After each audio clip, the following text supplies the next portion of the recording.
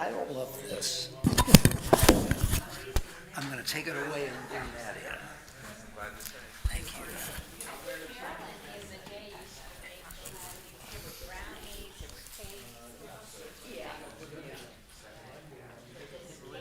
Thank you.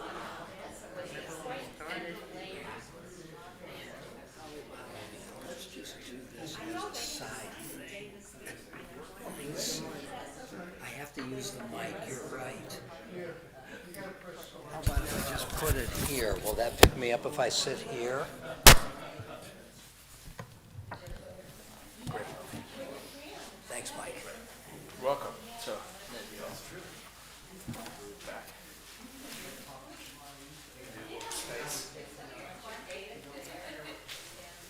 Hi, everybody. I didn't like that big table. It seemed to separate us. So, let's see. Well, indeed, indeed. I like it better when we're sitting around a table, but evidently this is the way it had to be. I think they're just using us as guinea pigs for different setups. See which one works. Okay, so it's nice to see everybody on this near spring day. I didn't know what adjective to use. So today we are going to look at Rabbi Israel Salanter and the Musar movement. I confess at the outset, I know very little about this. In the last week, I've probably learned 90% of what I now know. My knowledge is not very deep, but sometimes shallowness is a virtue, isn't it? There's probably a reason for that, though. Namely? What he writes about. Oh, okay, well, you know, that's an interesting comment. You mean you think it's somewhat inimical to our culture and values today? Yeah. Okay. That's pretty easy, right? Okay, so look, I mean, I did bring the traditional prayer book because I think that it illuminates something about what is going on with Salanter. I raised the question with somebody a couple of weeks ago as to whether or not Salanter belongs in this book. I asked that question. Yeah, good. You know, the title of this book is Introduction to Modern Jewish Thinkers, and the word modern has at least two connotations. One, now. That's modern. So whatever happens now is modern. The other is, and I think this is the fundamental use that Levinson is deploying, and that is there's a particular set of questions and issues that arise in modernity. And they confront classical ways of doing things, both Christian and Jewish and so on. And of course, on the first definition, Salanter, it's fine to have Salanter in here. You know, we've got Mendelssohn and we've got Geiger, and they're 19th century, and so is Salanter, QED. What more is there to say? But if one looks at this in terms of the substance of the word modernity, then I wonder whether or not it belongs. I'm going to try to make a little case for it. One of the auditors of the case that I'm making is me. I'm going to see if I'm going to be able to convince myself. And we'll see how that works out. Let's suppose I don't convince myself or any of you. What's lost? We had a good run at it. So what I'd like to do is, first of all, to take another look at the table of contents. I always love to follow a table of contents in any book because that traces the path of the author. Just what is the thesis that the author is promoting? If the author doesn't have a thesis, why the heck is he or she writing? So we want to see what's going on here. And of course, the key word in the title, Introduction to Modern Jewish Ethics, is modern. And what is the modern problem? What's the challenge of modernity? So on page Roman numeral 5, we see the beginning of the table of contents. Part 1, the book is in 3 main parts. Part 1, Modern Judaism, Attack and Defense. Okay? So the attack is mounted by Spinoza.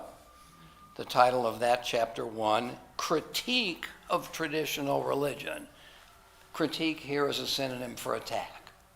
And he's trying to show that traditional religions, especially Western religions, preeminently Judaism, is not fit for the modern world. That it's regressive, that it depends upon, let's call it esoterica, when you think about the idea of revelation, it's really an esoteric concept. It works for those for whom it works. And if I tell you one fine day that I had a revelation last night, you would say, well, tell me about it. And I would tell you, and you would say, well, how do I know you're just not making this up?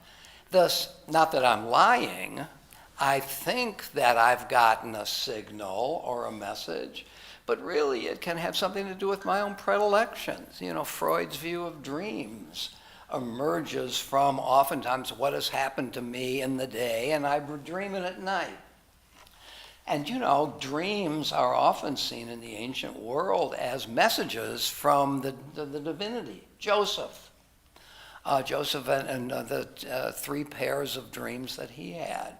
So Spinoza is trying to undermine revelation as a source of knowledge, and therefore as a source for the structure of the modern world.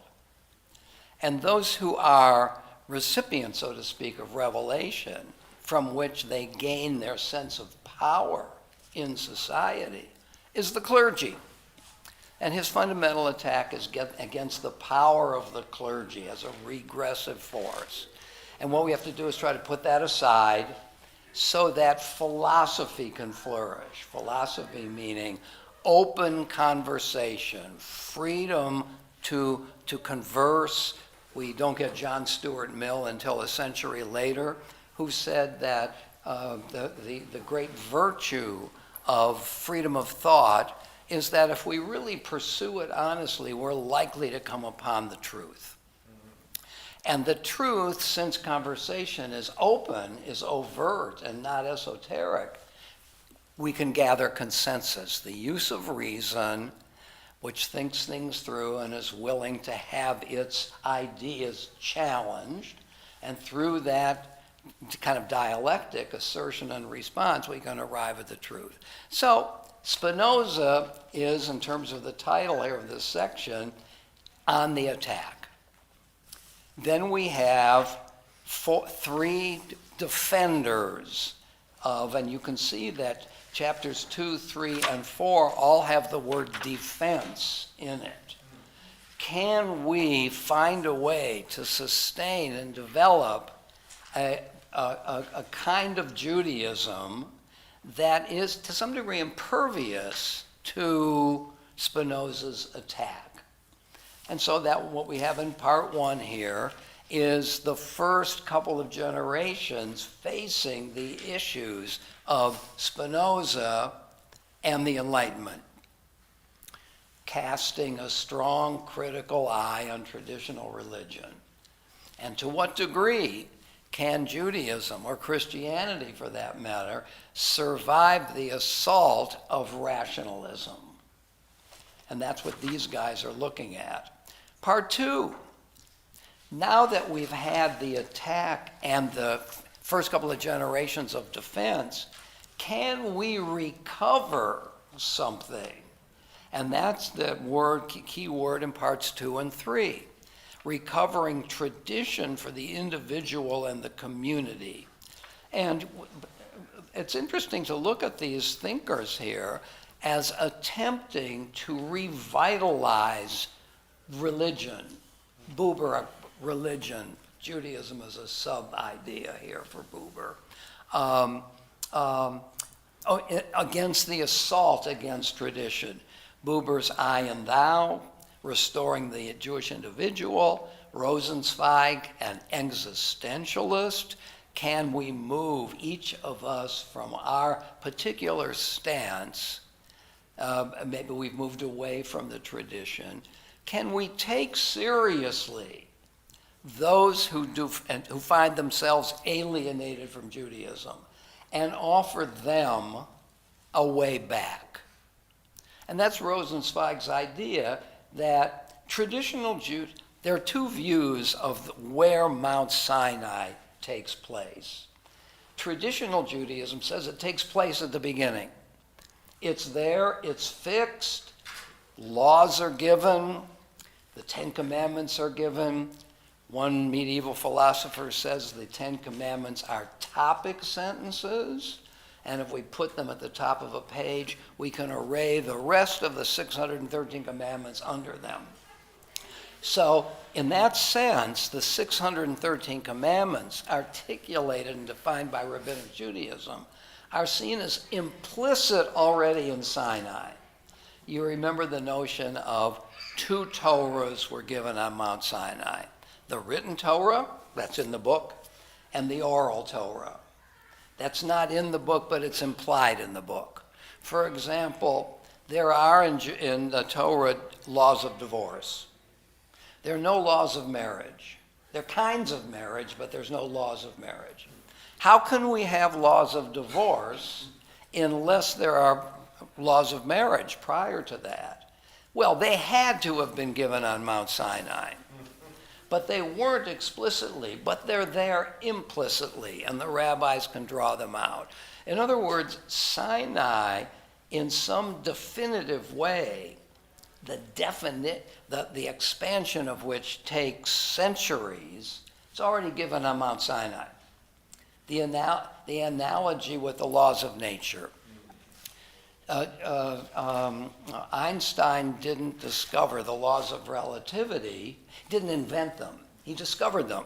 When did the laws of relativity become true? At the beginning. It's all there at the beginning.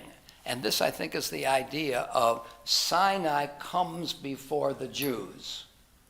And what the Jews do is maintain what is prior to Jews and Judaism, and that is Torah.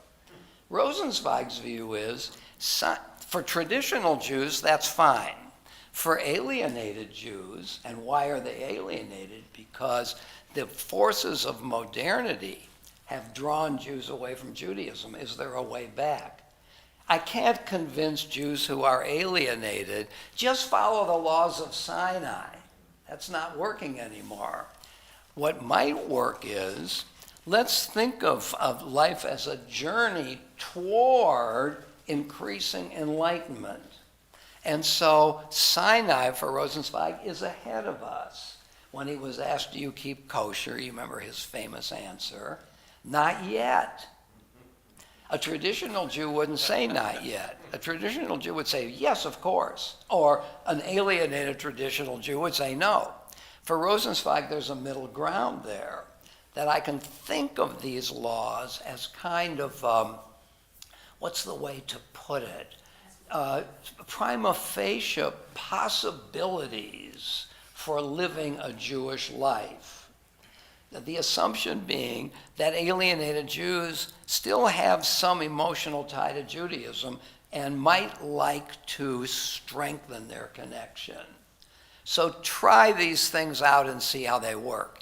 Here, it's not Sinai that is prior to Jews. It's Jews who are prior to Sinai. We come with our needs, our concerns, our doubts, and our aspirations. And we see if we can't make Sinai imperative for us. So Sinai brings us laws, but just because they're laws don't mean they're imperatives. I make them imperatives for me. And that's a very interesting way of trying to maintain the structure of Judaism while giving a great deal of weight to the Jews in their situation. Okay? So we have Herzl and Echad Ha'am, 2 different Zionisms. I think Herzl thought that Zionism could save Judaism from an alienated culture by reinforcing the national existence of Jews, especially in their own land, when they can cultivate new forms of Judaism.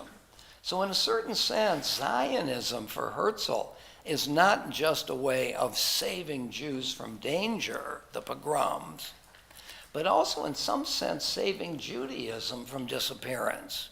He was a secular Jew, but I think he thought, and maybe this for him was fundamentally rhetorical and not substantive.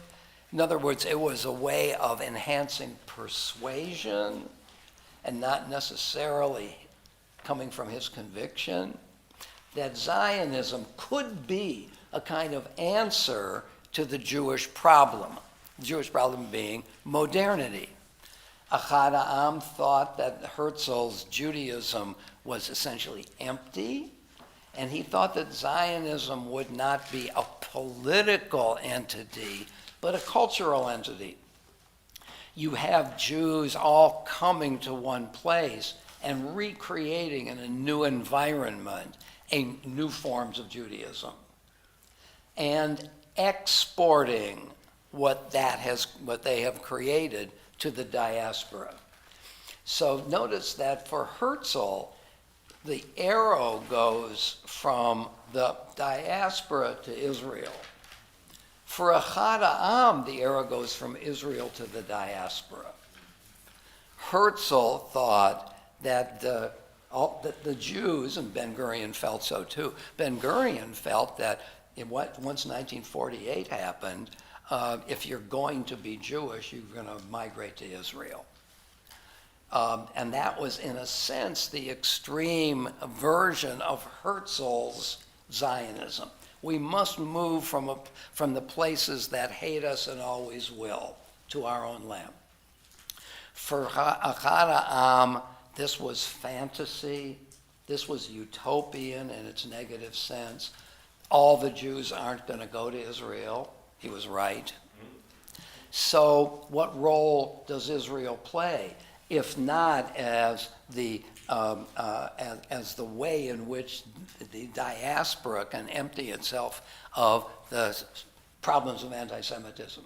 For Achad Ha'am, only a minority are going to go. They're going to do great things. They're going to create a culture, and they're going to refurbish diaspora Jews with a vibrant religion. So you really have two Zionists who are interested in the land of Israel from very different perspectives. I think we always look at Herzl and Achad Ha'am together. Mordechai Kaplan, Reconstructionist Judaism. That Judaism for the modern world, Kaplan was not fundamentally a theologian, he was a sociologist. What did a sociological investigation of the Jewish community yield? A disappearing community, a community that goes to the university and studies the ologies, psychology, sociology, anthropology. Ology comes from the Greek word logos, which means the logic of, reason of. So now we're going to reason about what it means to be human. What does it mean to be a society, and so on? What does it mean to have a mind? And this is a secular way of investigation. Jews who go to the university are just not going to buy the triple-decker universe of traditional Judaism, traditional rabbinic Judaism. Heaven above, earth below, the underworld or the afterworld on another level. We're just not going to buy it anymore because the university, which now has the prestige of learning, is just not going to help us to sustain Judaism. So Judaism has to accommodate itself to the sociological answers to what the Jewish condition is. And the answer is, in one word, reconstructing Judaism. Recognizing that we have to take the lexicon of Jewish terms and give them new definitions. God is no longer the one who sits up there and gives us laws and answers our prayers. We just don't buy the anthropomorphic God. Let's redefine God. The power in nature and in us that makes for, he calls it salvation, but not in a theological sense, self-fulfillment. That God is the power in nature in us that creates the elements with which we can find deep satisfaction in life. And that has something to do with the traditional God who gives us commandments to help us reach fulfillment as individuals in a community, except it's no longer the personal God and it's no longer the transcendent God. got in a way as immanent in nature. So there's Kaplan's attempt to deal with another element of modernity for Jews. Then we come to part 3, where we're going to continue today, recovering Kedusha, recovering sanctity, to recovering piety. Levinson puts in parentheses, the sacred in a profane age. So we'll look at Rav Kook the next time, and then Rabbi Soloveitchik, and finally Abraham Joshua Heschel. So you can see there is a kind of narrative that works its way through this book in terms of structure, not content, how the book is structured. And I think it's structured in a very adroit way, which shows us a path that we can understand. So let's turn to Salanter in the book, if you have it, page 165. By the way, I did send out a message last night. How many did not get it? So, I'm sorry? One from me. Well, okay, very good. So here's what happened last night. So there are 62 names on my list. If I put all 62 in the to box, the technology won't handle it. And it'll say everybody is not, the message hasn't gone through. So what we have to do is to divide it into chunks. And I've divided it into 4 chunks of 15 names each. So I sent it. I had to retype because I couldn't get it copied from my original. Yeah, I didn't get nearly the beauty sleep I deserve. So I had to type the content for each one. When I sent the 4th one out, I immediately saw that it didn't go. So I reduced the number, sent it out again. That one didn't go either. So I wrote to Cindy. I said, I think the first 45 names went, but I think the last 15 or 16 didn't. Would you please send it out to people on the roster from name X to name Y? And I guess she did it. So several of you didn't get it from me. How many of you who didn't get it from me got it from Cindy? How many did not? I don't know who it was from. I just read it. Did you get it? I read it. Yeah. So how many, let's put it a different way. 10 o'clock list. How many have not gotten it at all? Okay. Roland, I think you're on the list, so I don't know why you didn't come through. Maybe I have the wrong email address for you. Would you write your current email address and give it to me, please, at some point? And Howard? I gave you my address the last time. Yes, you did. So I don't know if you added it or not. You know, from here to my computer, But I made it here, so. well, you made it here. Write it down again, would you, Howard, and give it to me? I'm sorry? Can I just email you with this? Oh, absolutely. Yeah, as long as my email address works. Okay, so let's, we'll get this straightened out. And by the way, we are a couple of more sessions and we're done with this book.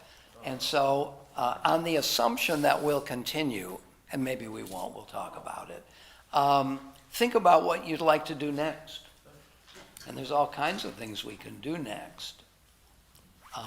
So give me some ideas. All right, so let's look at on page 166, and I'm going to read it for those who don't have the book.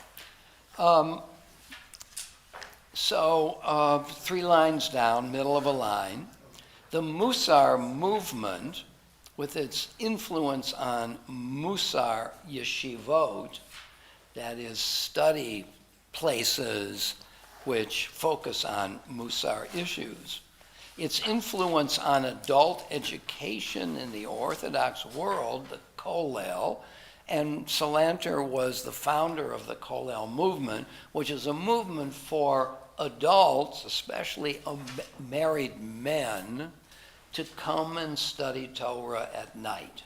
Okay? If you drive down Green Road at night, you'll see lights on in a couple of their buildings. And this is the Kollel enterprise. And it's highlighting the importance of moral qualities, the Hebrew of which is midot, plural of midah, as moral qualities can be seen as virtues. Virtues are dispositions to do the right thing. I'm not sleeping right now, but I do have the disposition to sleep. I have the capacity to sleep. Virtues are like that. I'm not being loyal now, but I have the capacity, the disposition to be loyal. So that the issue here is the training of our dispositions, which, as you can see if you've looked at this chapter, Salanter focuses on the function of habit. Through habitual action, we create dispositions. And dispositions lead to habits. So you've got a tripartite process. Habits create dispositions, which create habits. I don't want, my favorite example is where my mother said to me when I was 5 and somebody gave me a piece of candy, say thank you. Yeah, I don't feel like it. I don't want to. Just do it. That's the key. Just do it, and by doing it enough times, you will create the disposition to do it. And the disposition to do it will trigger doing it. Habits create dispositions, create habits. So it's highlighting the 5 lines down, the importance of moral qualities as a specific area of study and concern. You can already see, and I'm working on this question this is the master question of the session for me. Does this chapter belong in this book? And so what Salanter is focusing on here is Torah study with a primary focus, not necessarily on all the laws of the Talmud. The Talmud deals with what will happen when the second temple is created, because we have to be ready.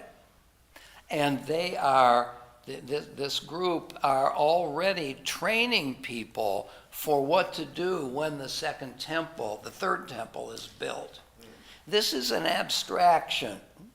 For them, it's not an abstraction because the Messiah is always on the Messiah's way. It's just not been triggered yet. You got to be ready.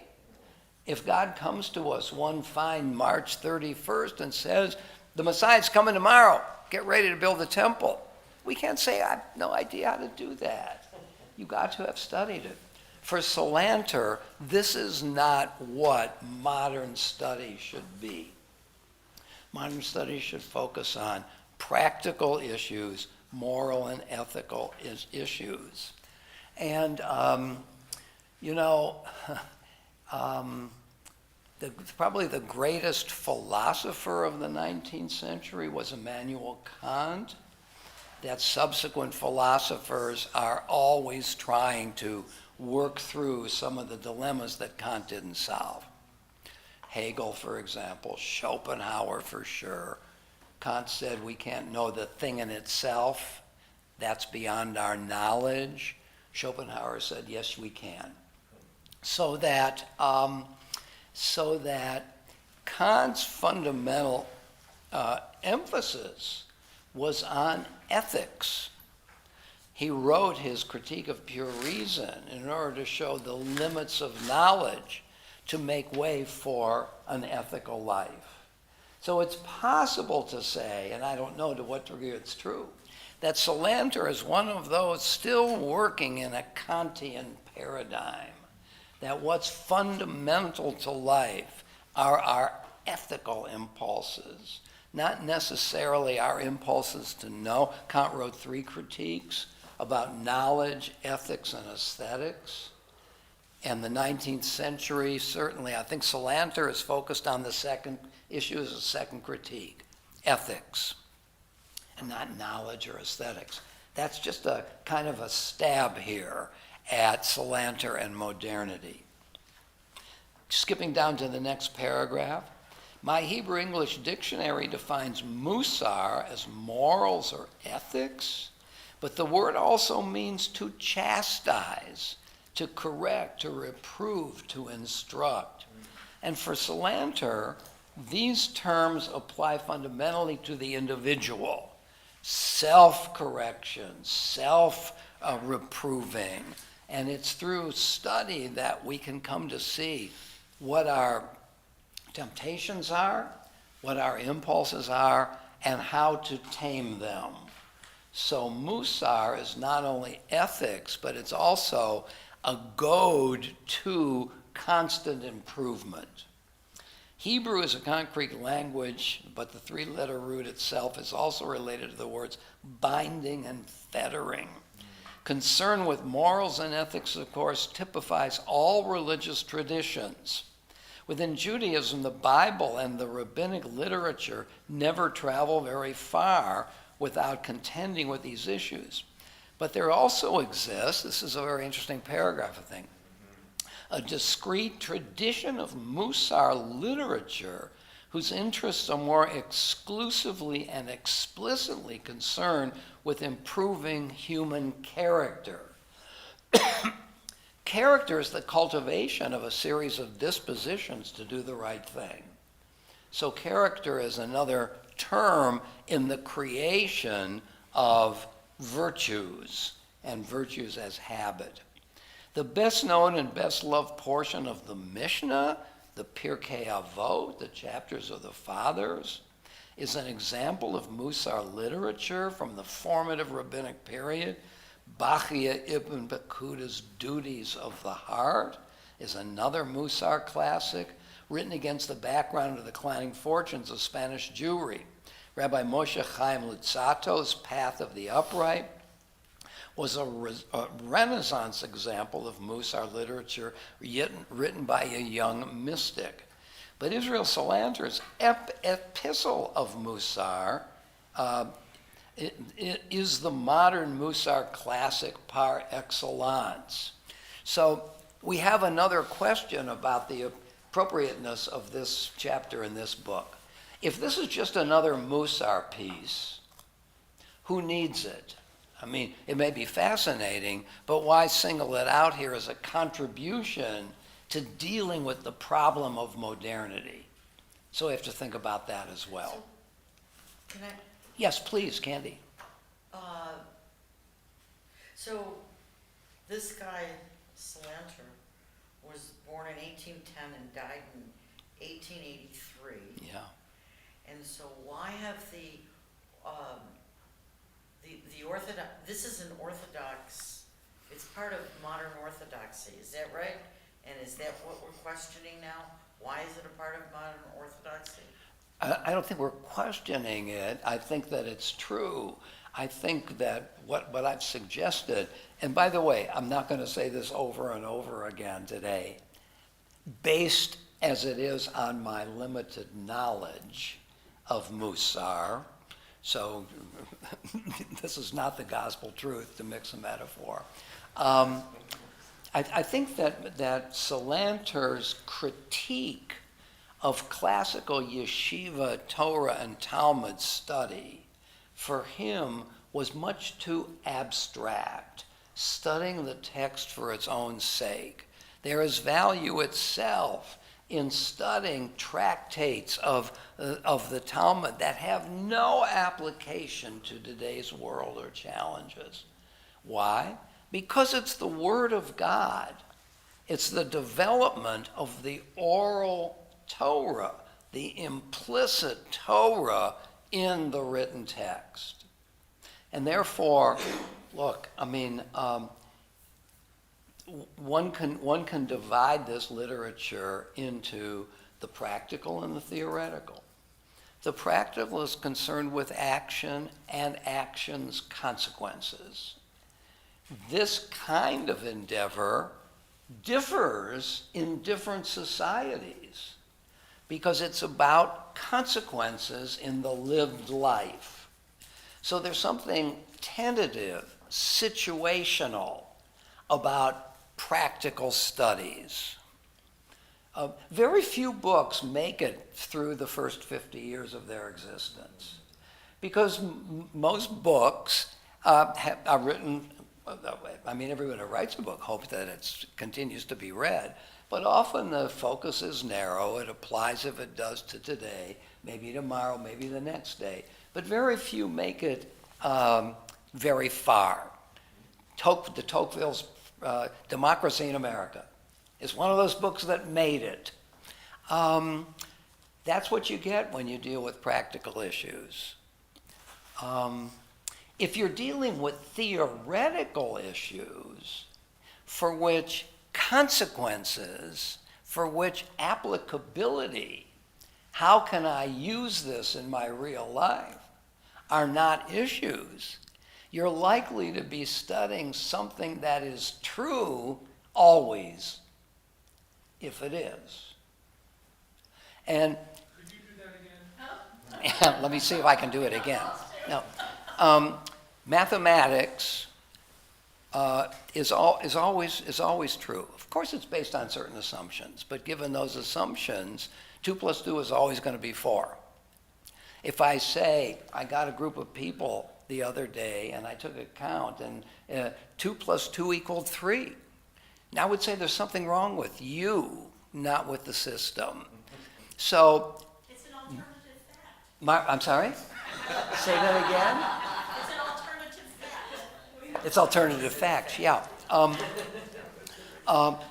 Mathematics was given on Mount Sinai with certain assumptions. What was given on Mount Sinai was true, and especially if it's not contingent upon its applicability. If it's applicable today, it may not be applicable tomorrow because the circumstances may change. So it may work today but not tomorrow. What we would like to do is, this is why we study the classics. They're always true.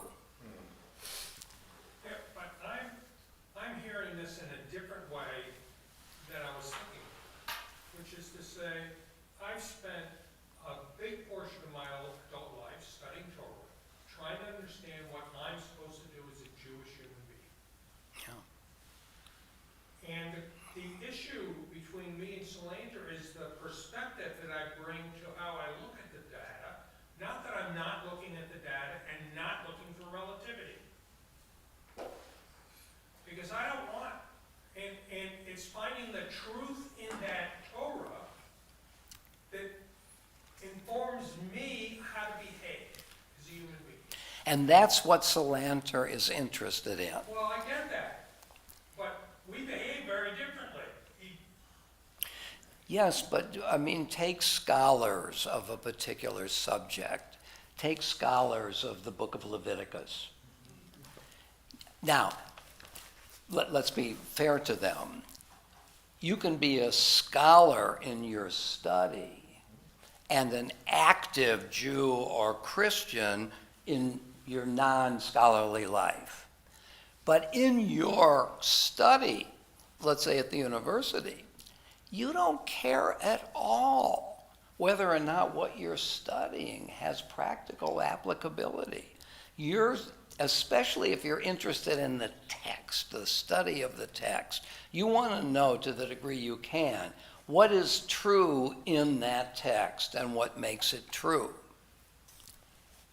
I guess when you say that, for me to know it's true, it has to speak to me Absolutely. as to what to do.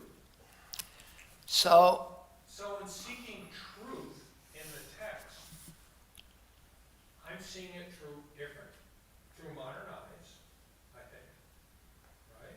right. But I'm seeing something that my sister, for example, or either one, the Reconstructionist Rabbi or the Orthodox in the West Bank, they look at the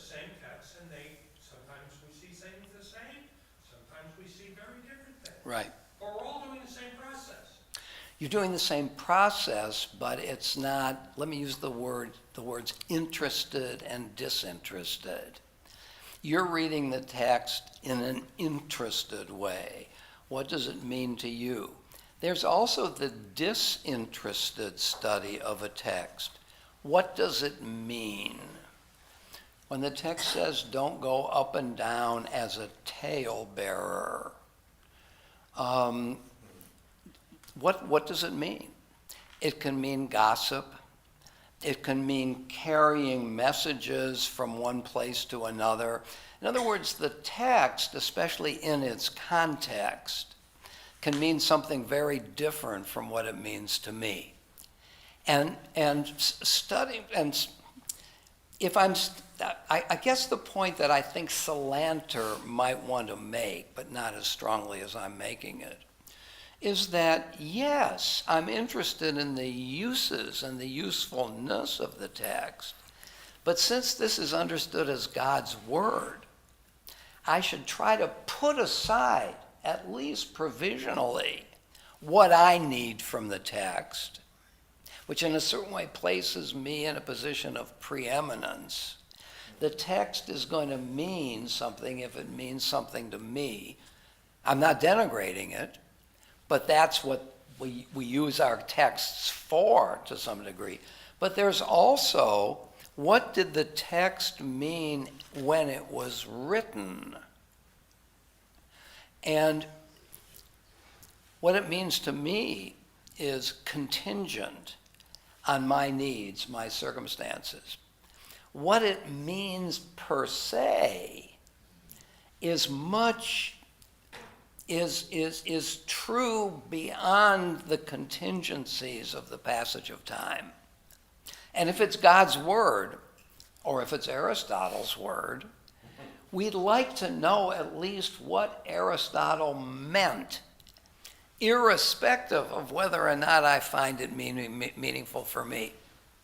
In other words, what Aristotle meant has a kind of eternality to it that what it means to me doesn't have, because times change. I quoted this line a couple of weeks ago. He who marries the wisdom of the age soon becomes a widower, because what the age means changes. And therefore, if I'm married to it, you see the metaphor. And I think that's, and I think Salanter's point is, I see the what the yeshiva typically is, especially the Lithuanian yeshivot. Not the Hasidic, but the mitnagdim. The mitnagdim means an opposer. And the opposition to the Hasidim, to the pietists, the mystics, were the mitnagdim, who were rationalists. And the Vilna yeshiva developed a very rational methodology for studying the text in order to get to the meaning of the text, irrespective of its practical application. Because once I get that, I've got God's word. And that's worth having. I mean, I may want to study higher mathematics, not that it will do anything for me, but just to get to the truth about the world as mathematics sees it. There's value in that. It's timeless. Mike. See if I can play this back in a way that I'm thinking about. So, and see if it's confirming what you're saying. So there is a timeless message in the text. Mm-hmm. And he's arguing that in order for me to understand that message, I need to be able to relate it to the practical circumstances of my life. And that is not timeless, but by doing that, I develop the capacity to understand the timeless aspect of it. So there is, I'm thinking of this book called How People Change by Alan Wheelis. And he says in that book, how do you become a thief? You don't become a thief by stealing a candy bar once. You become a thief by stealing a candy bar over and over again, every day. And then at some point, it becomes part of you. And that's what you were saying at the beginning, I think, right? So there's a difference between thou shalt not steal and thou shalt not become a thief, right? And the former follows from the latter. Yes, because you relate it to the circumstances of your daily life. But then you have this timeless, then you can abstract it again after you've done it. Is that basically what you're saying? Well, I follow you up to a certain point. I mean, I don't think he wants to say that put aside for a moment the timeless text and deal with the text as it applies to my life, which will give you the timeless Well, text. I think that's what I'm saying. I don't think that's what he's saying. Okay. I think what he wants to say is that this is a text that will help us, the texts, the Talmud, deal with the problems of modernity. This is why I think for him the practical looms larger than it might for the classical yeshiva, because we are confronted with issues we see. And he even promotes the idea of reading non-Jewish literature. We want to be part of modern society. And there's wisdom in the Talmud, here come the crucial two words, for us today. And it may not be the same for us 100 years from now. But nevertheless, let's not disregard the fact that the text is meant to be lived and not just understood. And it has plenty to tell us about how to live. Here's where I think, in one sense, Salanter is dealing with modernity. You remember from the biography that he moves from east to west, and he ends up in Germany and France. And I think he felt that in these more tradition-bound Eastern European communities, his message about practical application wasn't resonating as much as it might if you move continually to Western Europe, where Jews might really be ready to study these texts because they will show themselves able to help us deal with the everyday issues we're facing. My sense is that that's one of his messages, and it's a radical message. It's not a radical message for a Reform rabbi. It's a radical message for a traditional rabbi. And I'm trying to make sense of not only why Salanter's in this book, but why Salanter means something at all, and not just another guy who studied Talmud. Yes? So I thought your distinction between interested readings versus disinterested readings Yeah. sounds a lot like the contemporary discussion we're having about originalism related to the Supreme Court. And, we all know how there doesn't seem to be an answer, a hard and fast answer to any interpretation. And we have this discussion about how judges appointed by Republicans somehow find their way to an originalist interpretation that aligns with Republican objectives, same for the Democrats, et cetera. And there's a sort of an unknowing quantity there that we can never really get at. Is Salanter an interested reader or a disinterested reader? Yeah. I think he's... And does he believe that there's an essence there that you can always get to, and is that what he thinks is relevant to the modern age? Right.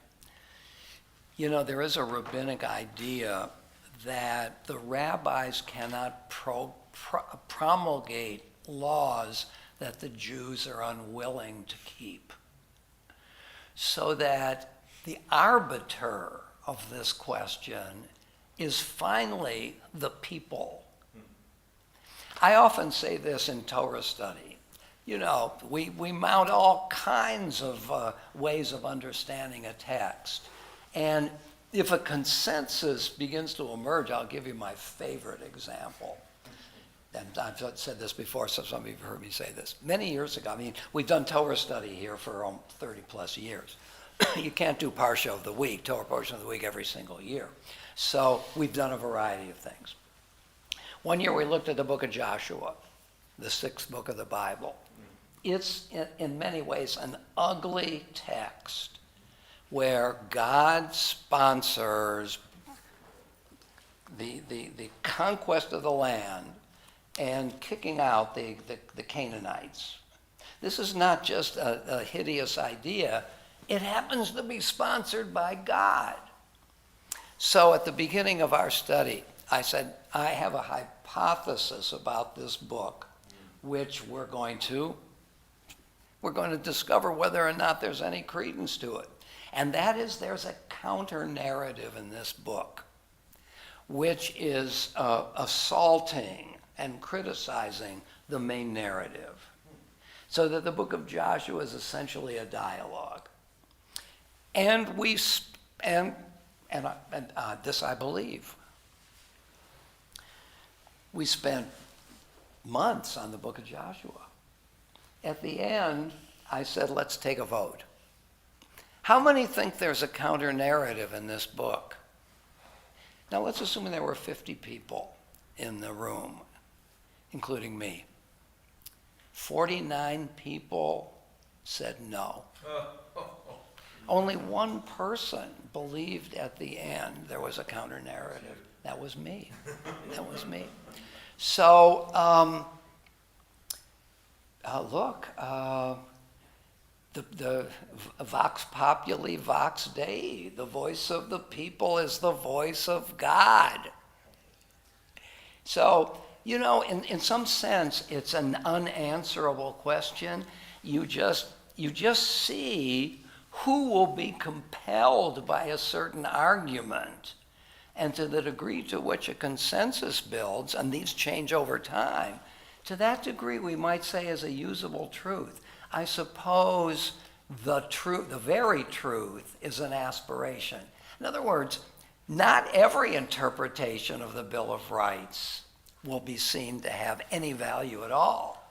It's not as if all possible interpretations have equal weight. It's kind of like a bell curve, right? Some interpretations gather more response and more assent, but no one of them finally gets everybody for all time.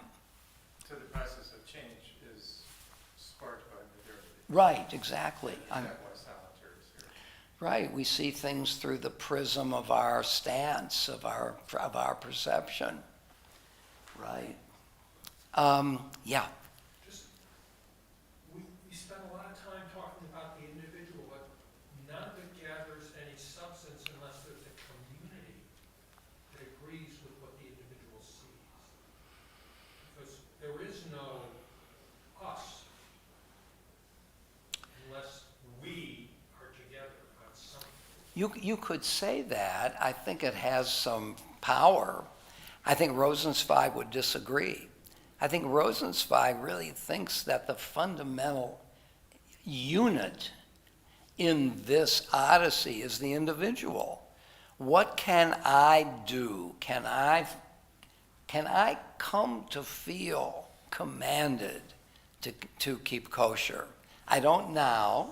Rosenzweig would suggest that I try it out if I want to see, and maybe I will come to be able to transfer the idea of law to the idea of commandment.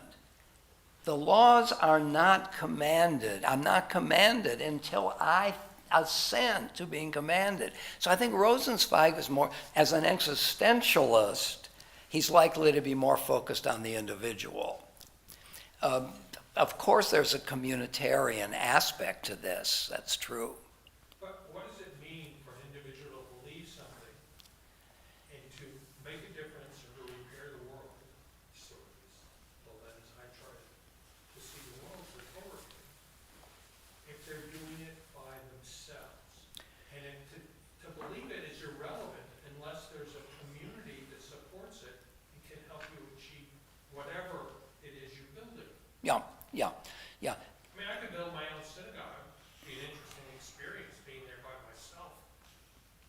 Well, the individual, this is a sort of a philosophical issue. The individual has at least two possible functions. One is to help build the community. The other is to stand against the community. I mean, how about Thoreau? Thoreau was an individual who stood against the community and was able to reveal some problems with the communitarian idea, right? The dissenter in history. Amos, you remember the prophet Amos. Amos was minding his own business, tending his sycamore trees. And he felt that God had called him to go north to Bethel and one fine Rosh Hashanah morning to preach this sermon, which turns out to be the book of Amos. Well, the book of Amos doesn't emerge from a communitarian norm. It emerges from the power of the individual standing against the community, which has gotten to be so heavy-footed that it can't find its way to reform. And so the individual stands out. Jeremiah, I mean, the prophets of chastisement, what would we be without them, right?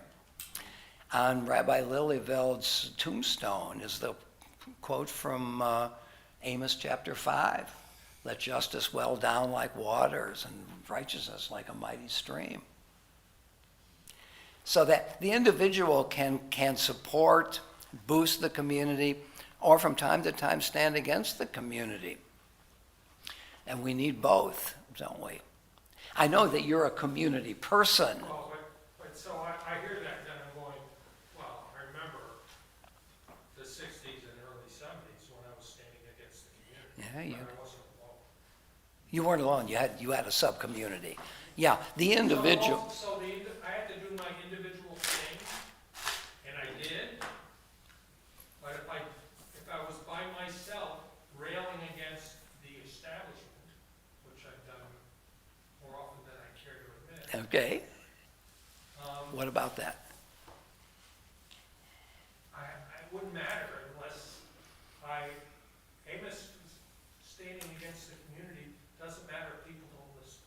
Well, there is that, but any principled position is abstract until somebody buys it.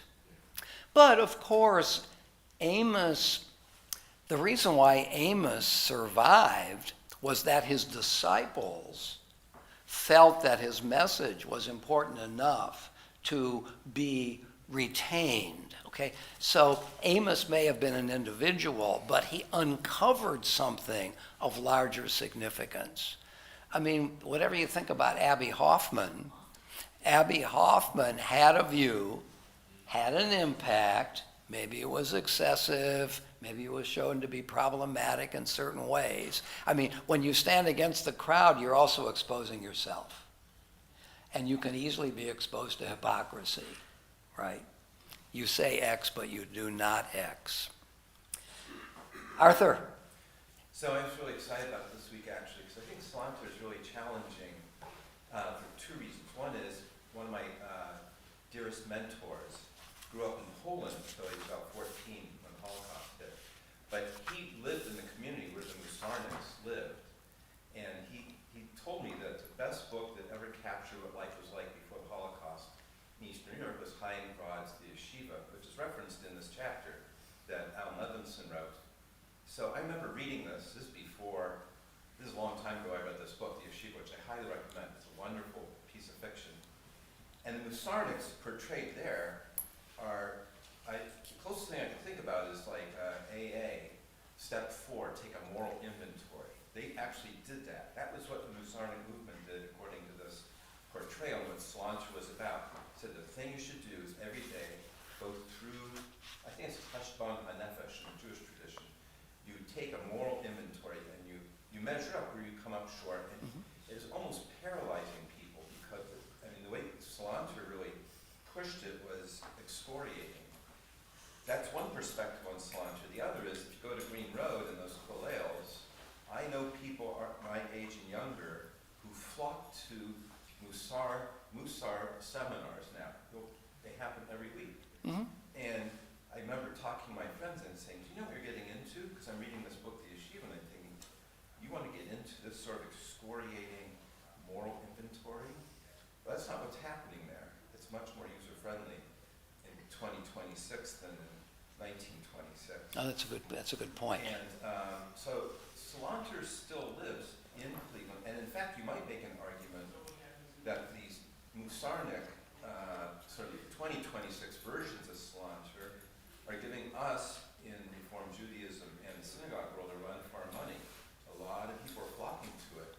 So I guess one thing, I guess it belongs in this book of Levinson because Salanter is a modern Jewish thinker, because he's after Spinoza, and he's had impact on the Jewish community's way of thinking. But I don't know what draws today's young Jewish mind to this discipline, because in its classic form, it was very uncomfortable. So I want to look at some passages where he focuses on this issue of the fear of God, which is to some degree quite inimical to our way of thinking. When we think of two impulses, the love of God, you shall love the Lord your God with all your heart, much more resonant for us than the idea of the fear of God. And Salanter is very into the power of the fear of God. It's one of the reasons I brought this prayer book, because what's interesting, I'll say it and then we'll do it a little bit later, if later happens. The Shema traditionally, the Shema and its blessings, has 3 paragraphs. Paragraph 1 is about the love of God. Paragraph 2 is about the fear of God. Paragraph 3 is about ritual behavior. The Reform movement eliminated paragraph 2. It eliminated from the prayer book the passage about the fear of God. And it truncated paragraph 3, which is about ritual, especially tzitzit, and just quotes the last paragraph about part of paragraph 3. So the Reform movement had a particular view of the applicability of the classical 3 paragraphs of the Shema. So I think it's quite interesting. I myself think the Reform movement made a mistake by eliminating paragraph 2, and for 2 reasons, which we'll look at. One is that I think this notion of reverence, one of the manifestations of which is fear, is a very important idea. I'm supposed to revere, to fear my father and mother. They were the ones who disciplined me when I'm a kid. When I came home late, early in the time that I had a driver's license, my father took away, I can't remember anymore what he took away, but I learned something from that. And I think Salanter's emphasis on fear is powerful here, to whatever degree we buy into it. So let's turn to the essay itself, page 172. And I'm about a third of the way down the page. First word of the paragraph is in brackets, the word even. Even without knowledge and understanding, we do recognize the belief that permeates us that God is the judge to mete out to man his due in accordance with his deeds. If this way of life be wicked and grievous, he will be severely punished, either in this world or in the world to come. The everlasting world. Man does not realize how great an extent the punishment will be meted out, both as regards quality and quantity. However, if his deeds are pure and upright, he will be called blessed, and he will be recompensed. The key word here is recompensed. with celestial pleasures in this world, and even more so in the next world, in a wonderful Garden of Eden, of a nature that is far beyond human intellect and senses to comprehend. This is our first step in the worship of God. May his name be praised. Yes? Well, that sounds like Christianity to me, Okay. Well, here it is in Judaism. but I never heard it in Judaism. I've always heard it about Christianity. Why do you think that is, by the way? I don't know, I'm wondering how. Let me read you part of the first paragraph of the Shema, which you know, and then I'll read the entire second paragraph. Hear, O Israel, Lord our God, Lord is one. Blessed be the name of his glory, and that's not Torah per se. You shall love the Lord your God with all your heart and all your soul and all your might. These words which I command shall be in your heart. You shall teach them diligently to your children. Teach them, not only teach them, but teach them diligently. And you shall speak of them. It doesn't go on to say, from time to time. You shall speak of them when you're sitting at home and when you're on a journey, that is, all the places you are. This is what's called a hendiadys. They came from far and near, which doesn't mean they just came from far and they just came from near. It means they came from everywhere. He knows the subject from A to Z. Okay? When you're at home and when you're away. You shall speak Torah everywhere you are. When you lie down and when you rise up. Not only all the places, but all times. You shall bind them for a sign on your head, and they shall be frontlets between you. You shall inscribe them on the doorposts of your house and on your gates. On my head and on my hand, and on the threshold between public and private space. When I leave private space to go out into the public, here's what I'm commanded to do. When I leave the public space to come to the private space, this is what I have to do. These are liminal activities, okay? I might ask for paragraph A, why should I? I mean, to me, this seems more Old Testament than New Testament, because the Old Testament is pretty harsh. There are a lot of things in the Old Testament for which stoning is appropriate, which is the death penalty. And if you look at the New Testament, that's what Jesus comes in and says, let he who has not sinned cast the first stone, and that if you accept Jesus, that you will be forgiven. Yeah, but you make a good point. I mean, the Hebrew Scriptures is filled with this sort of thing. We're going to get to paragraph B in just a second. Back to paragraph A. Why should I do all of this? Every place, every time, all of me, hand and head. Why should I? What's the answer to this question in this paragraph? I'm sorry? It's you believe. Well, if you believe, but how is it articulated? Love. You shall love the Lord your God.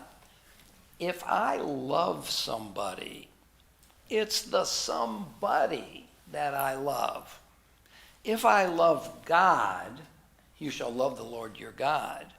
I'm going to take very seriously what the object of my love wants of me. And why does God want it of me? The answer is, it's a one-word answer. Because. I mean, all arguments have a beginning. Why not just assert the beginning from the outset? The reason is, I love God. I might ask why I love God. And I could talk about that, couldn't I? All the things. Look what God has given me. The power to make vibrations in my larynx and send them out to you. And you have receptors that can take those vibrations and turn them into ideas. Ideas turned into vibrations, turned back to ideas, which forms the possibility of conversation. Wow. How did that happen? God gave this to me. I love the one who gave this to me. Life is good. Okay? So, yeah, if I buy that, if I accept it, that's a pretty austere form of morality, isn't it? Do it for the love of God, or to put in other words, for its own sake. Why should I do the right thing? Because it's the right thing. That's paragraph 1. That's pretty hard to do. Paragraph 2. Right here in the traditional prayer book, which the Reform movement eliminated. And if, that little word if you will carefully obey my commands, which I give you today, to love the Lord your God and to serve him with all your heart and with all your soul. We already got that in paragraph 1. But it wasn't in paragraph 1 prefaced by the word if. In paragraph 1, it just said, do it. I will give rain for your land at the right season. The autumn rains and the spring rains. In other words, consequentialism, right? Why should I do it? Reward and punishment. That you may gather in your grain, your wine, and your oil. And I will produce grass in your fat. Okay, that would be great. You don't have to go on. Yeah, but more. I will produce grass in your fields for your cattle. You will eat and be satisfied. Beware lest your heart be deceived and you turn and serve other gods. You do the right thing, you get a bunch of stuff. If you do the wrong thing, for then the Lord's anger will blaze against you, and he will shut up the skies so there would be no rain. And the land will yield no produce, and you will quickly perish from the good land which the Lord gives you. Which is the Bible story. Isn't it the Bible story? From Exodus on, you do the right thing, things are going to go well with you. If they do the wrong thing, things are going to go badly. But I'm a forgiving, patient God. I'll send a prophet to try to get you to do the right thing. Prophet 1. But by the way, prophet 1 wasn't adequate. So I sent another prophet, and another, and another. You kept doing the wrong thing. I tried to straighten you out. You didn't get straightened out. I sent the Assyrians to destroy the northern kingdom. Didn't help. 110 or 20 years later, I sent Babylonia to the southern kingdom. Maybe you would learn your lesson. I sent you into exile. I had compassion on you. I brought you back. You started doing it again. And you will quickly perish from the good land which the Lord gives you. So you shall place these words of mine in your heart and in your soul. You shall bind them for a sign on your hand, and they shall be for frontlets between your eyes. Paragraph 1 stuff, but in a totally different context now. You shall teach them to your children, speaking of them when you're sitting at home and when you're on your journey, when you lie down and when you rise up. I'm going to say something that's possibly blasphemous. The author of paragraph 2 is mocking the author of paragraph 1. I'm going to bring your content in the context of fear and not love. Because love is not enough, folks. So what paragraph 1 wanted you to do, I want you to do too. But I have a better chance of getting it. Because fear is more powerful than love. Just look at conspiracy theories in society. Why do conspiracy theories have so much salience and durability? because they speak to our fears and our anxieties. Those are motivators. Let me get an anti-Semite who believes in a conspiracy theory about Jewish power. Come on over, let me talk to you a little bit. Now look, come on, you have to know that this is exaggerated. The Jews are successful and non-Jews are successful. Why do you have to embrace this conspiracy? How compelling would my argument be over and against economic, social, political, personal anxiety and fear? So paragraph 2 may have a more powerful psychology than paragraph 1. To put it differently, paragraph 1 is idealistic. We might say it's the goal. Paragraph 2 is what's really real. So what would Salanter say? Let's do paragraph 2 ethics. Let's focus on fear. Because maybe by doing that, we'll create good habits and therefore good deeds. And the rabbis say, if you start by doing something not for its own sake, you will come to do it for its own sake. You will see by doing it the intrinsic value of doing it. But you don't see the intrinsic value of it right away. You have to first do it. You have to see what power there is in telling the truth. And if you need the threat of punishment, if you don't, okay. That's psychologically much more sophisticated. But the hope is, if I tell the truth for the sake of getting good consequences over and over again, I come to see the value of truth. And the ladder on which I climb, namely blandishments and promises, I can kick away and do it for its own sake. The sequence here in the Shema is from the ideal to the real. The ideal is do it for its own sake. The real is do it because you're going to get punished if you don't. A vehicle for that is found in the 3rd paragraph, ritual. Tzitzit, tefillin. Do this stuff over and over again. Somatize it.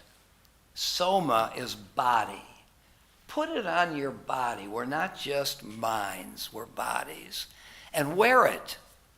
And wearing it will have an impact on you in the sense that you will come to see the value of it, from ideal to the real to the instrument. And if you start with the instrument, you'll get to the ideal. So the order of doing is 3rd paragraph, 2nd paragraph, 1st paragraph. The order of value is the reverse. The Reform movement, I think, blew it by not recognizing Salanter's insight. That fear is a motivator. And we have to have it because we're not angels. Howard?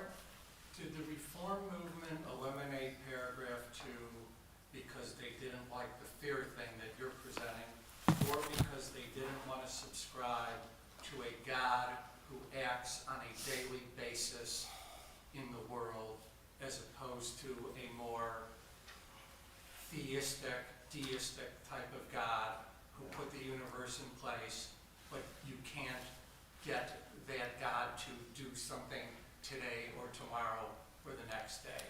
So Howard's raising an interesting point.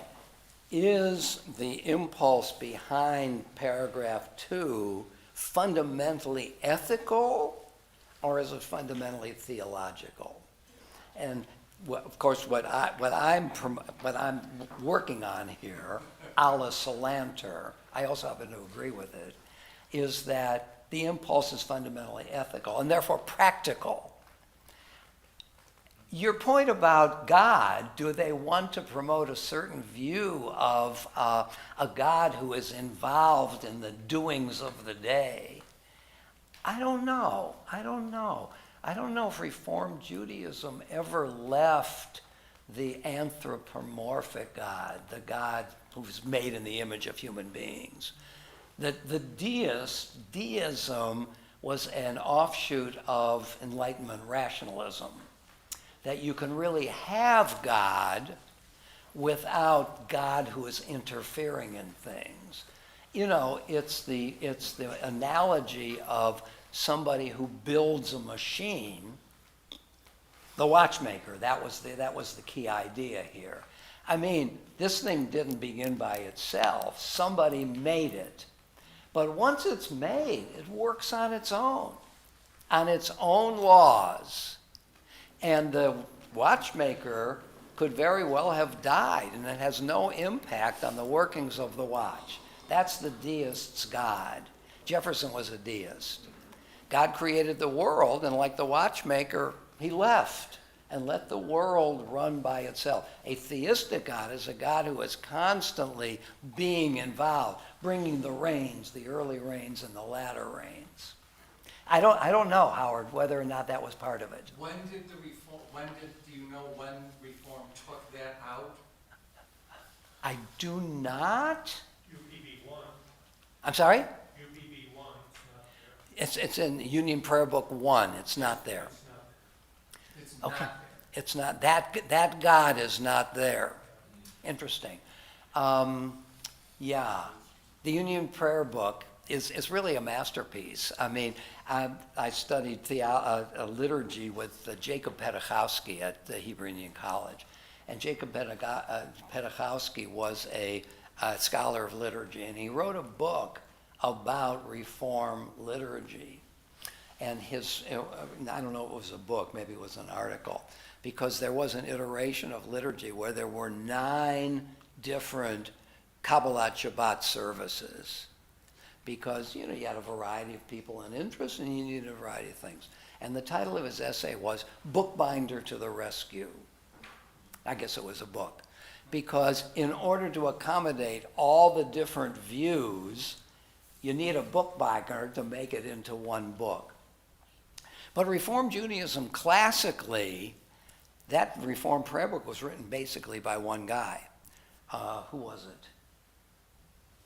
Yeah. Who was it? I know who it was. So you think the Union Prayer Book 1 is deist? But I also suggest that it's all true. If you look at the world that we live in today, and what God created, and then what we're responsible for, and what we've done to it by not following paragraph 1, Yeah. what's articulated in paragraph 2 has come true over and over and over again. Yeah.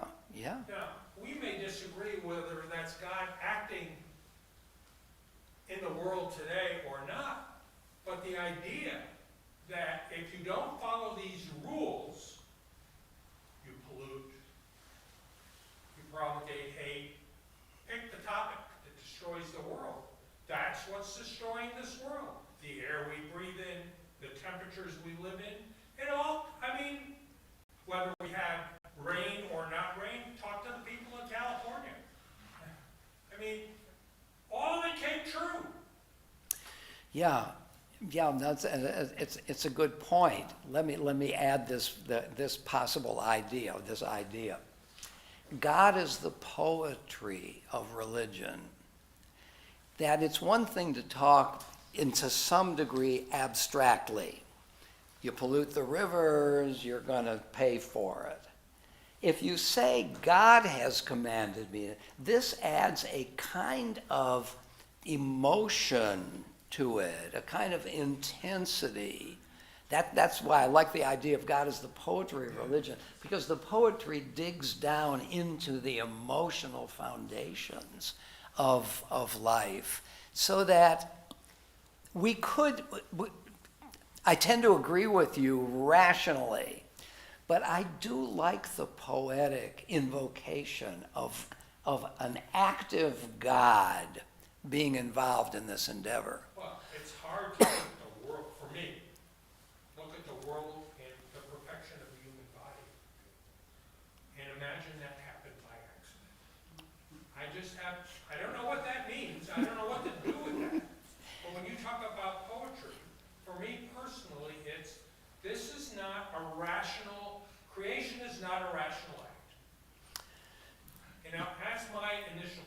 By the way we are did happen accidentally, according to the theory of evolution. That's right. Natural selection and random variation. If I'm a squirrel and I'm one of a litter of 10 squirrels, and they all have fur that blends in with the environment, and I have fur that doesn't, that's just the accident. But I'm doomed. I'm doomed because I'm ill adapted to my environment. So this is what Darwin had in mind was not a vertical causality, but a horizontal causality between the environment and what happens.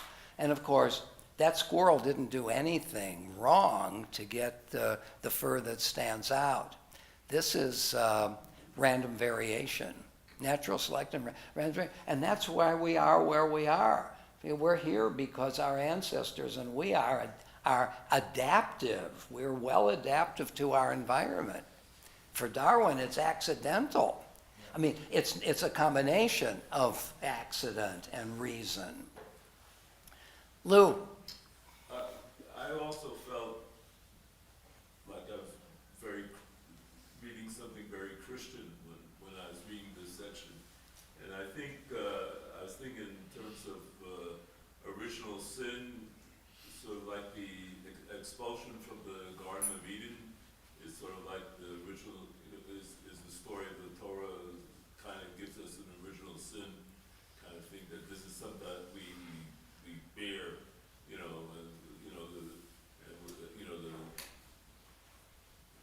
we're trying to get back to the Garden of Eden.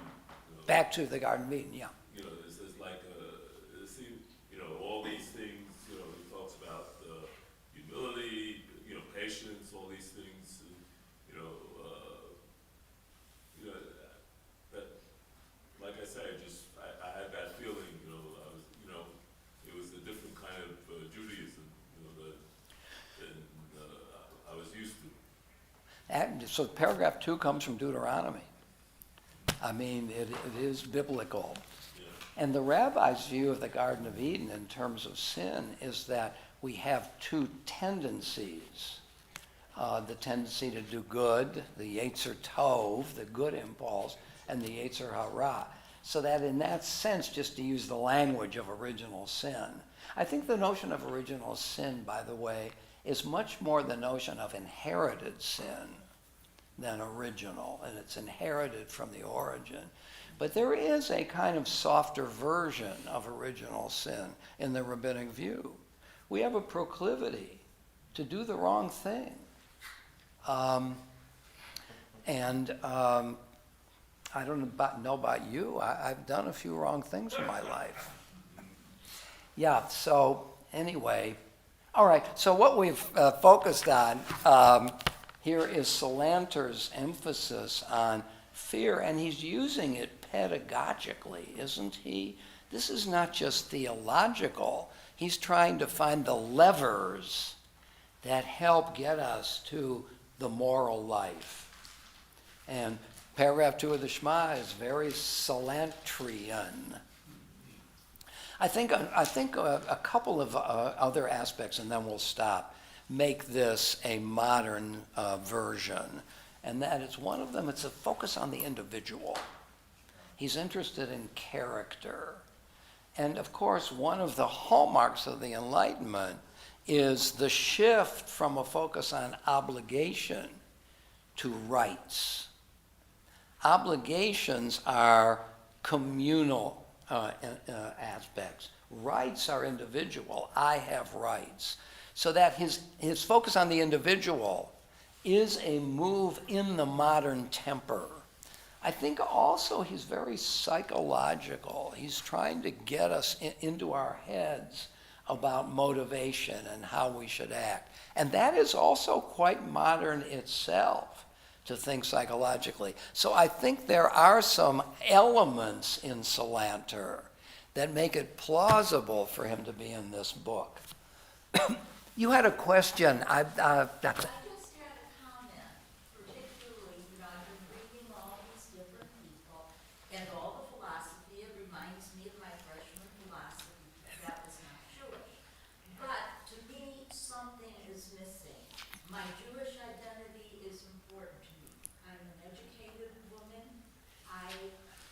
a Jew. And I am missing the, I don't know, passion, when you said reverence. Yeah, say that again, you what? I am missing passion. Okay. I am missing the concept of faith.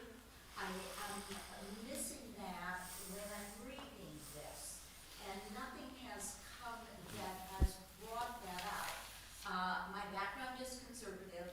I went all the way through high school, B'nai Shuren. I took courses at the College of Jewish Studies early on with an interest in Hebrew.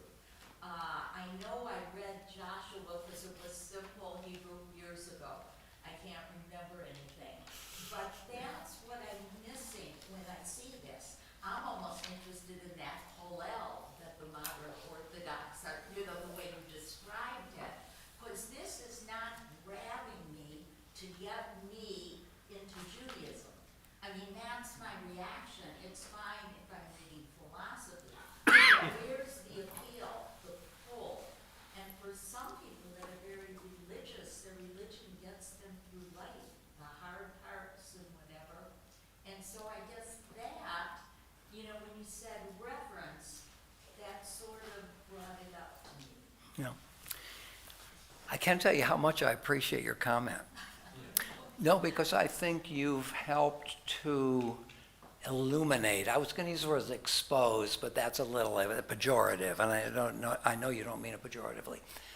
Let me make a distinction between first order and second order discourse. First order discourse is about the subject itself. No, is the doing. Second order discourse is reflection on ways of doing. So almost by definition, this is going to be one step removed from the doing itself. We're talking about what the doing is and what the possibilities are. So I think you put your finger on what second order discourse. Second order discourse is discourse about something else. It's not doing it, except it's talking about it. And I'm sure we all have our view on how useful that is. I find it extremely useful myself. People with not a philosophical bent, just to put it that way, don't find it that useful. And far be it from me to try to convince anybody that it is. But that is what we're doing in a way. And I get it. It's not as emotional. It doesn't grip us the way, let's say, worship does. Worship is a first order activity. It's the doing. Looking at the prayer book is, what we've done here is we've worked with a prayer book, but we've not been worshiping. We've been talking about worshiping. It seems to me, though, that what our thinkers have also given us, as well as analysis of a situation, are ways of doing a first-order activity. Rosenzweig is telling us how to be Jewish in the modern world. Try it out. See if it works for you. The commandments are on the book. The laws are on the book. They're not yet living for you. I've got a way for you to see whether or not you feel commanded by them. Try them out. If you come to feel their power, you are getting close to Sinai, which is all about feeling the power of the law. So Rosenzweig is an example, I think, of giving us a way of doing. Buber is giving us a way. Salanter, I think, is giving us a way of leading a Jewish life in terms of ethics. So, though I agree that we're doing second-order discourse, I think the discourse is also trying to provide first-order options for us. What do you think about that? You don't feel that? Well, each time when I started this chapter, for example, I was excited. I thought ethics, a way of living.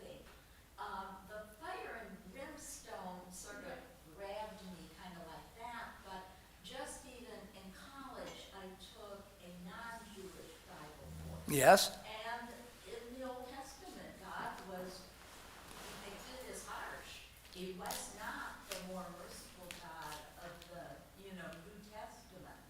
So He's- I sort of pick and choose, but what I'm waiting for is something that really grabs me. Mm-hmm. And I won't find that in the philosophy book. Of course, personally, I disagree with you. I find lots and lots of energy in the philosophers. Of course I do. I mean, yeah. You know, it would be interesting as a kind of a experiment. If you were to tell us what the assignment is 2 weeks from today, and you wanted us to do something that would satisfy your need for first order discourse, what might that look like? Think about that. Well, this is completely different, because I knew what I was getting into this. Yes. But I asked you, it has nothing to do with religion, but just fun. Do a session on the Litvaks and the Galicianers, but that didn't interest you. But that would be second order as well. We're not going to do Litvak here. No, but I mean, that was sort of fun, That would be, yeah. I mean, I was just thinking. Don't you think that's- I'm from the shtetl, that's my background, the East European, this is more German, isn't that the congregation? Well, look, oh, I don't think anymore. Okay. I think, yeah, you're dealing with a couple of generations ago. Sounds to me as if you're looking for just other topics that are of greater interest to you. Yeah. But that would be second order as well. Okay. We're talking about something. Anyway, let's think about that. I think it's an interesting challenge. So next time, I think we'll take a look at Rav Kook. And let's think about if we're going to go on, because with another 3 or 4 sessions, we'll be done with this book. What might we do? And to have this discussion, and let's suppose one of you said, I'd like us to do X, and then we're going to do X, and you're not interested. Don't worry about that. You're not committing yourself by saying X sounds interesting. Well, we'll just see what we're doing. Okay, what we say in the intermediary days of Pesach is Moadim L'Simcha, gatherings for joy. And I'll tell you, these are fun gatherings. Okay. All right, see you again soon.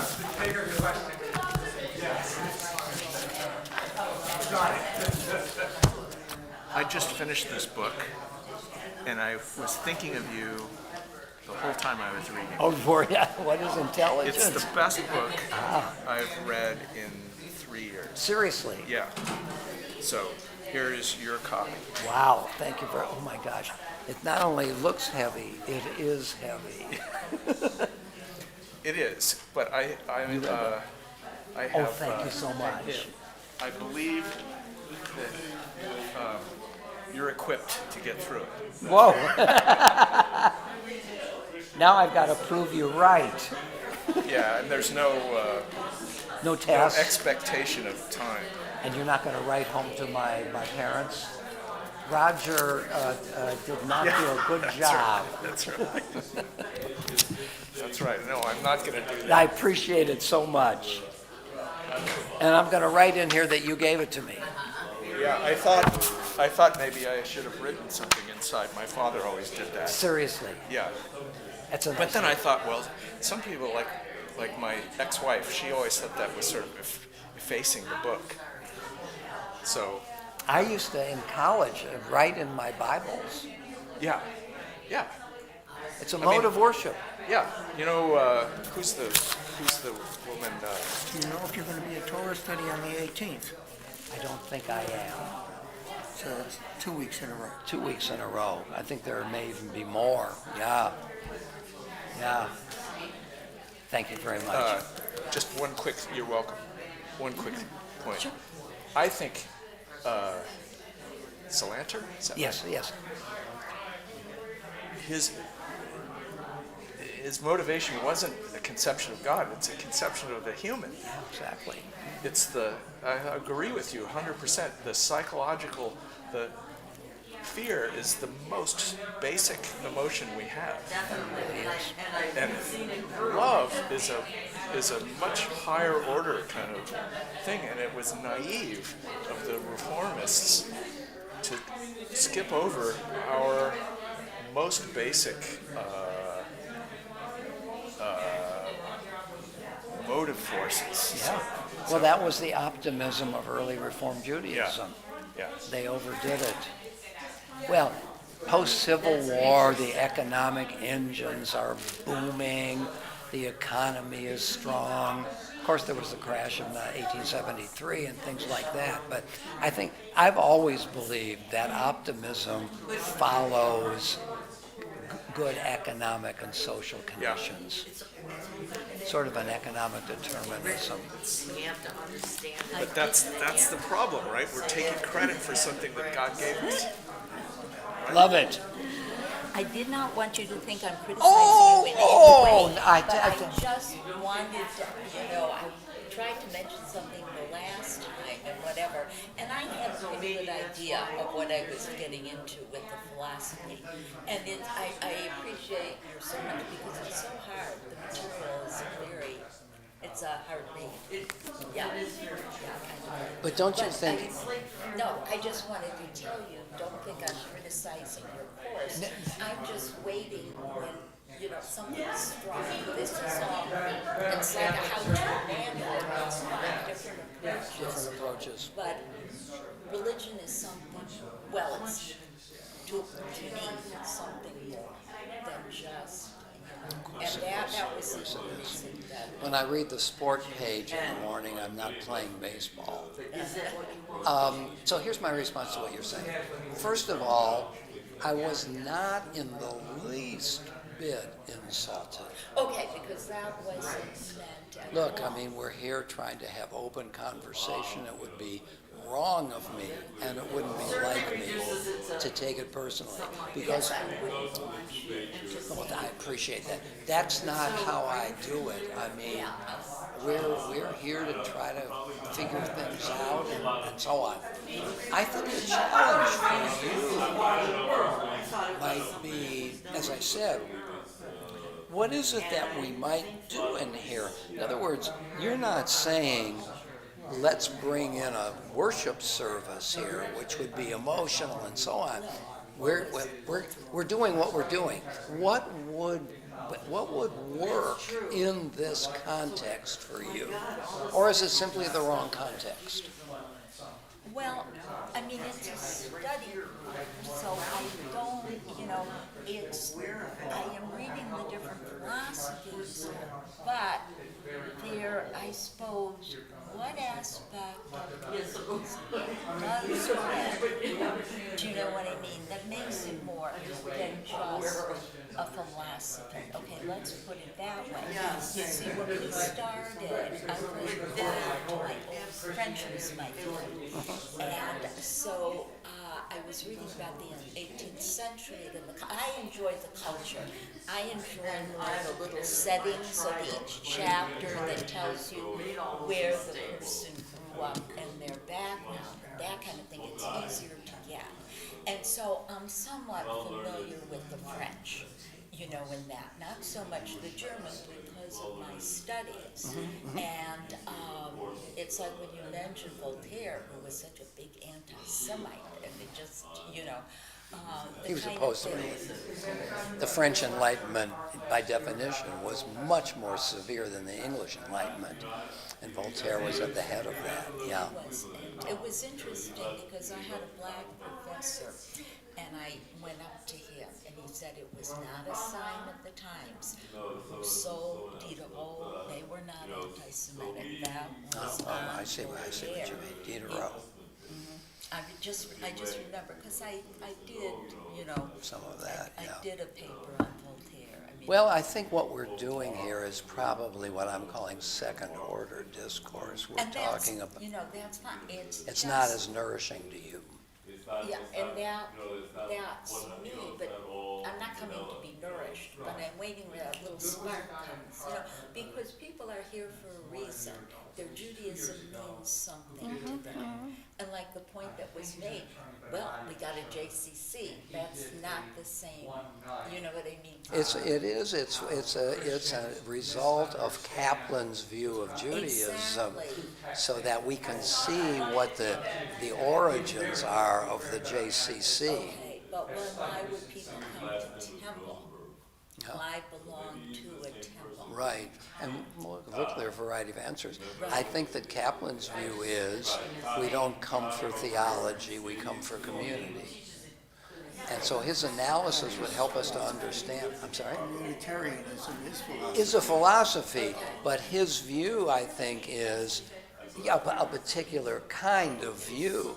So he is helping us to see one of the ways of understanding, because really we're much more community-oriented here than we are theological. 2 generations ago, sermons were much more abstract, much more theological. People don't really want it today. Kaplan, who in a certain sense failed, succeeded.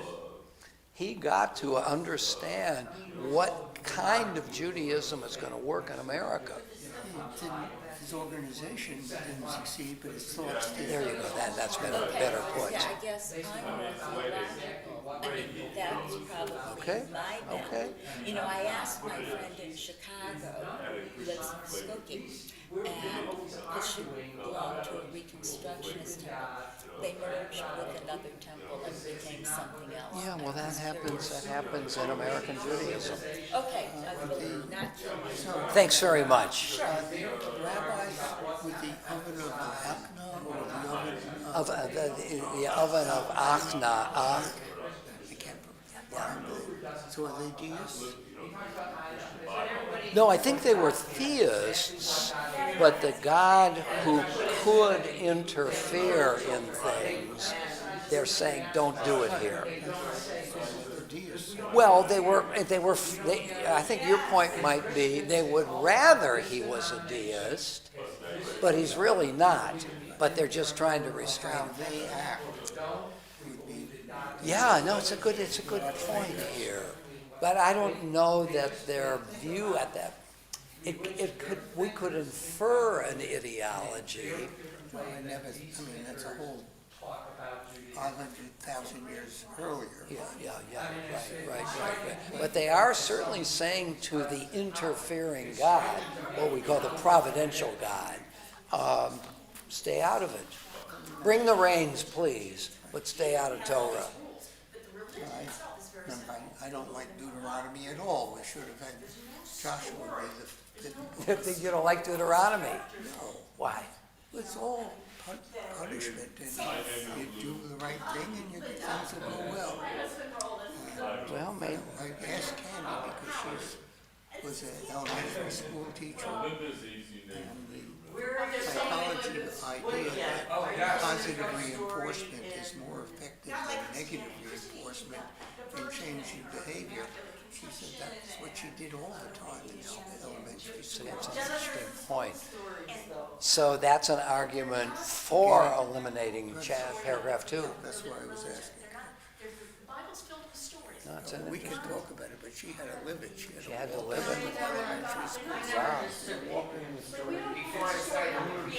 No, it's a story, the Jewish story is a story about the history of the people. The Christian story is a story about a central belief. It is different. They're both stories, but they're different kinds of stories. I mean, there's a central element of faith in Christianity. You either believe or don't believe in.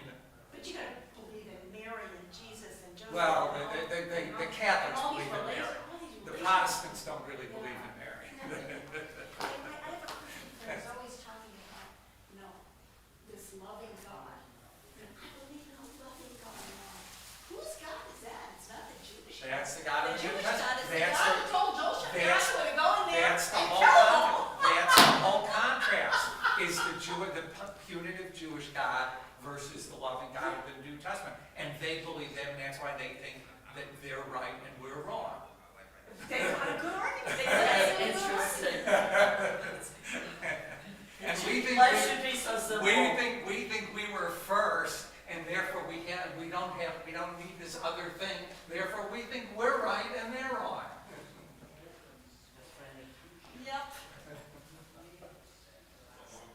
See you next time.